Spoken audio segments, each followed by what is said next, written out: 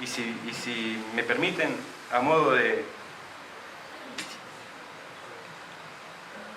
de ir cerrando, para no extender, o sea, esas son cosas que apasionan, uno puede pasar, de hecho pasamos meses hablando de estas cosas, así que ustedes saben, son testigos. Pero bueno, no tenemos ese tiempo acá, así que hay que ir cerrando. Primer gran elemento que permita conciliar la convivencia en una sociedad plural de diferentes es, primero que nada, comprender bien el fenómeno. Y muchas veces lo que nos falta es comprender el fenómeno. ¿Comprender qué? El fenómeno, comprender el proceso, comprender por qué llegamos, comprender que no es que se disolvieron los valores, comprender que se multiplicaron los valores, y comprender que no es una circunstancia pasajera, comprender que llegaron para quedarse esas circunstancias, y comprender que no lo resolvés moviendo 3 o 4 variables clave en una institución o en otra.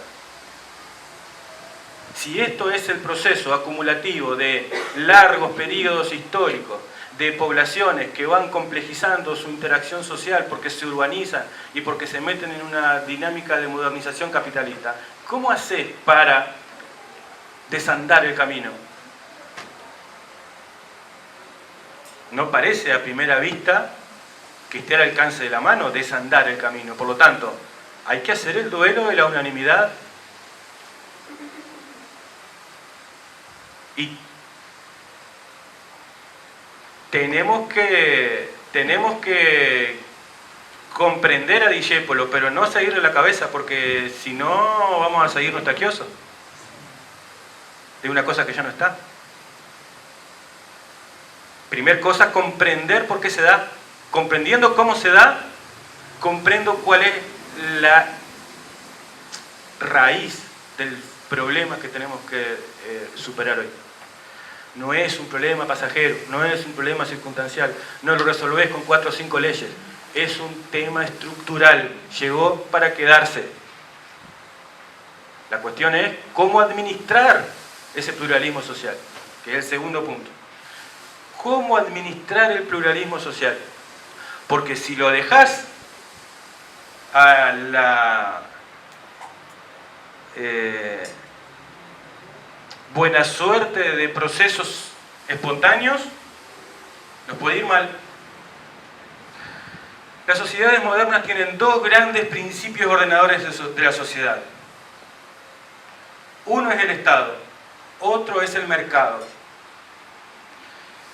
Yo personalmente, y esto por supuesto que es una opción ideológica que uno tiene, yo obviamente diría, sería muy peligroso dejar esta tarea de administrar la pluralidad en manos del mercado.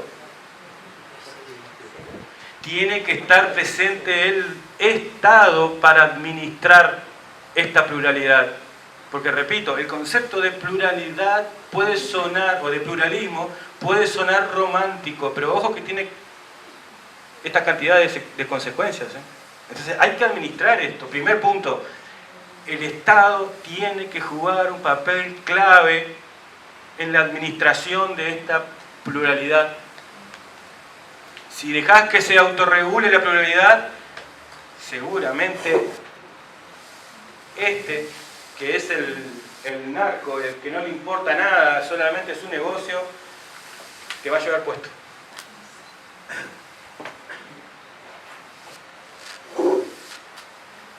¿Cómo? Primero que nada, y no tengo miedo de decirlo, con el Estado, digo, ¿cómo es que el Estado tiene que actuar? No tengo ningún reparo en decirlo, quede grabado, no hay problema, reprimiendo, encapsulando aquellos comportamientos o manifestaciones que se alimentan de la destrucción del otro. El Estado no puede darse el lujo de permitir manifestaciones que impliquen la destrucción o el daño del otro. Punto 1. Un Estado tiene que cumplir con esa tarea básica. Para eso está la policía. Y tiene que hacer bien el trabajo. No me meto acá a discutir si lo está haciendo o no. Simplemente es otro tema. Digo, es un tema más genérico de lo que estamos analizando en nuestra realidad. Simplemente es la reivindicación. El papel del Estado es clave. Para empezar, ¿cómo? Parándole el carro al narco. Encapsulando ese comportamiento. Segundo, y cuando hablamos de encapsular comportamientos anómalos o dañinos, barras bravas, narcotráfico, xenofobia, intolerancia religiosa, etcétera, etcétera. Todo lo que sabemos que daña al otro. Segundo, fortalecer, el Estado tiene la tarea de fortalecer lo que alguna vez escuché y me pareció una linda metáfora, el sistema inmunológico de las instituciones mediadoras. Todas las sociedades han llevado adelante instituciones de mediación de los conflictos. Las más notorias es la justicia, la democracia electoral, es decir, la forma de resolver los conflictos o las diferencias votando, y la libertad de expresión. Tres elementos que deben ser cuidadas, pero diríamos que a rajatabla. ¿Por qué? Porque si esas cosas no funcionan, que se siente totalmente enfrentado con va a tener la natural lógica de decir o él o yo. Y obviamente yo me voy a proteger. Y ahí empezamos en la guerra de todos contra todos. A una situación de desorden social que nadie quiere, por otra parte. Por lo tanto, alguien tiene que decirle a tranquilo que yo actúo y que actúe bien. Cuando digo yo, ¿qué significa? Que la justicia actúe y que actúe bien. Que las instituciones mediadoras de las diferencias políticas, como las elecciones y la Corte Electoral, actúen y actúen bien. ¿Sí? Que la libertad de expresión actúe y actúe bien.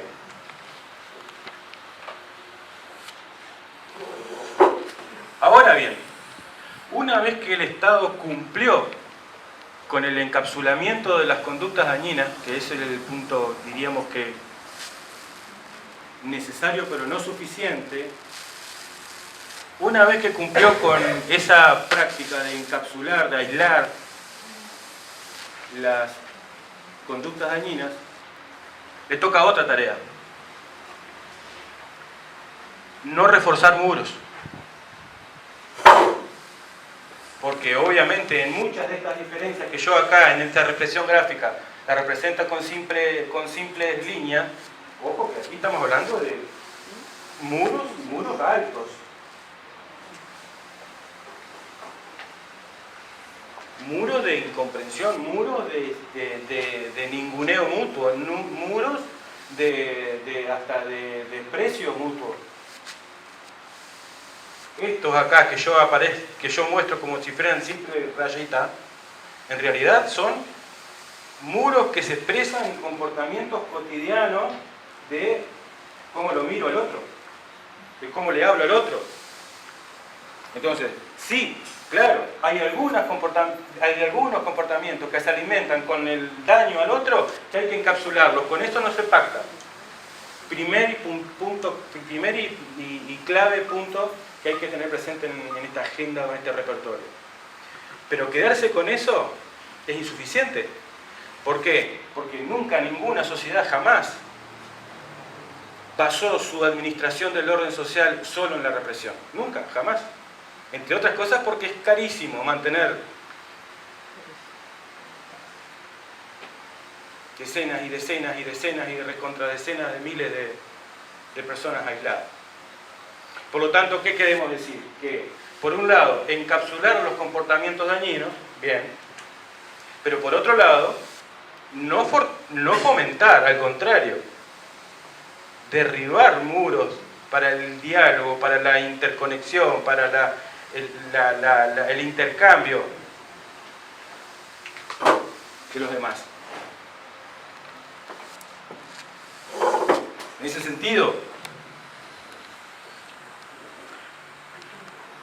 es bueno seleccionar ámbitos de convivencia que podemos llamar testigos, porque tampoco podemos intentar resolver la convivencia social de una vez y para siempre. Esto es un proceso gradual de tender puentes, de comprender al distinto, y hay que ir seleccionando algunos ámbitos particulares. A mí se me ocurre ahora, cuando estaba ahí tomando un café antes de entrar, estaba armando este esquema y pensaba cuáles son esos ámbitos en donde se pueden construir relatos de comunidad. El tránsito es uno. El tránsito es uno. El baby fútbol es otro. Las ferias vecinales, los espacios públicos en general. Obviamente las escuelas. Son pequeños lugares, micro lugares, que no te van a solucionar de una vez y para siempre todo, pero que van a ir construyendo poco a poco, y con este esquema de comprensión del origen, donde nace la lógica del distinto, es que vamos a ir construyendo más puentes, más tolerancia, más posibilidades de convivencia en una sociedad plural. De lo contrario, si no, estamos casi que condenados a pertrecharnos y pelear. Y obviamente nadie quiere vivir así.